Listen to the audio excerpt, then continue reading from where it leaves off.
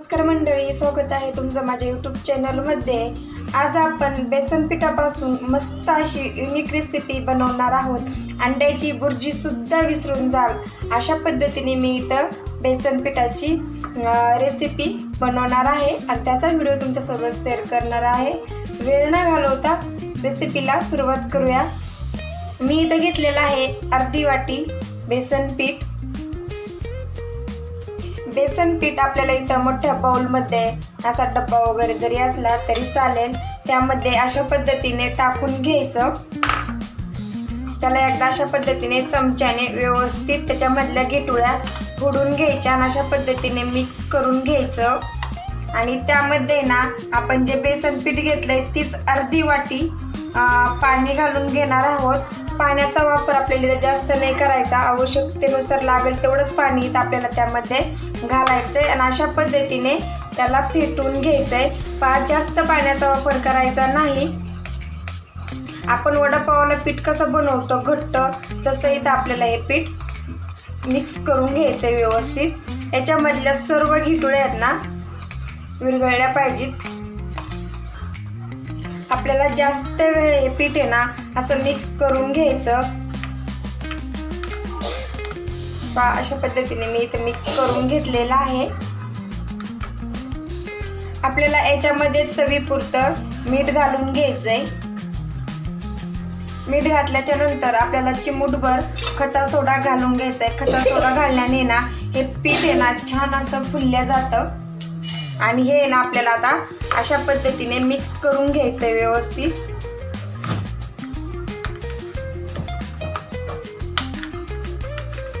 इथं खता सोडा घालण्याने ना हे पीठ किती छान असं फुललेलं आहे।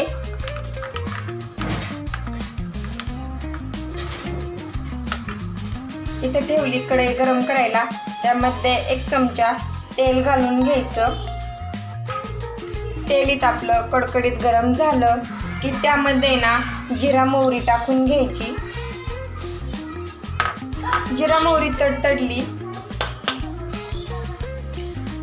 तडतडली की त्यामध्ये घालून घ्यायचा कढीपत्ता आणि मी इथं 2-3 हिरव्या मिरच्या घेतलेल्या आहेत। अशा पद्धतीने कट करून बारीक करून त्या सुद्धा आपल्याला इथं तेलामध्ये टाकून घ्यायच्या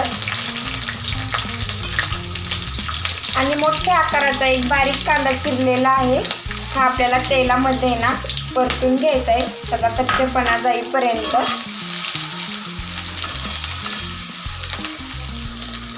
हलकासा कांदा इथं परतलेला आहे।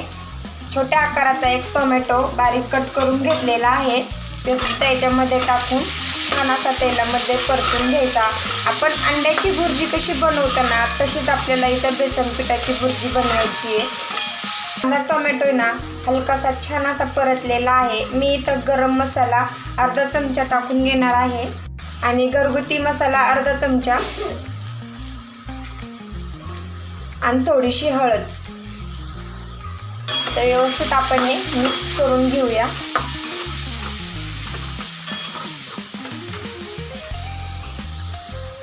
कट करून घेतलेली कोथिंबीर टाकून घ्यायची। गॅस आता इथं फुल नाही ठेवायचा, गॅस मिडियम करायचा आणि गॅस मिडियम केल्याच्या नंतर आपण जे बेसन पीठ मिक्स करून घेतलेलं आहे ना हे त्यामध्ये टाकून घ्यायचं आणि व्यवस्थित मिक्स करून घ्यायचं। ही प्रोसेस आहे ना आपल्याला एकदम पटपट करायची, इथं अजिबात थांबायचं नाही। हे व्यवस्थित मिक्स करून घेतल्याच्या नंतर झाकण ठेवून आहे ना 1 मिनिट आपण ह्याला वाफवून घेऊया। फक्त 1च मिनिट वाफवून घ्यायचं, जास्त वेळ नाही। 1 मिनिट छान असं आपण झाकण ठेवून वाफवून घेतलेलं आहे। पाण्याला सारखं अशा पद्धतीने ना हलवत राहायचं। तुम्हाला वाटत असेल अशा पद्धतीने बेसन पिठाचा गोळा तयार झालाय। बेसन पिठाचा अशाच पद्धतीने गोळा तयार होईल, पण याला ना हलवत राहायचं सारखं सारखं। आपली अंड्याची बुर्जी कशी होती तसे याचे बरोबर असे तुकडे तुकडे होते।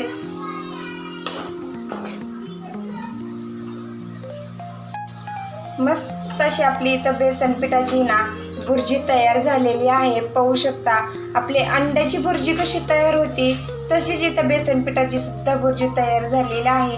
कशी वाटली माझी इथं बेसन पिठाची भुर्जी नक्की कमेंटमध्ये सांगा. आणि माझा व्हिडिओ जरा जरी आवडला ना तर व्हिडिओला एक लाईक करायला विसरू नका. चला तर छान अशी आता आपली इथं ही परतलेली आहे बेसन पिठाची भुर्जी. आता आपण ती एका डिशमध्ये मस्त अशी इथं बेसन पिठाची आपली इथं भुर्जी तयार झालेली आहे. पाहू शकता किती मस्त अशी तयार झालेली आहे. कमी साहित्यामध्ये कमी वेळेमध्ये आपली ही रेसिपी इथं तयार झालेली आहे. तुम्ही सुद्धा नक्की एकदा अशा पद्धतीने बनवून पहा. तुमच्या घरातले लहान छोटे छोटे मुलंसुद्धा खूप आवडीने खातील. आणि पुन्हा भेटू असंच नवीन नवीन रेसिपीसोबत. तोपर्यंत धन्यवाद.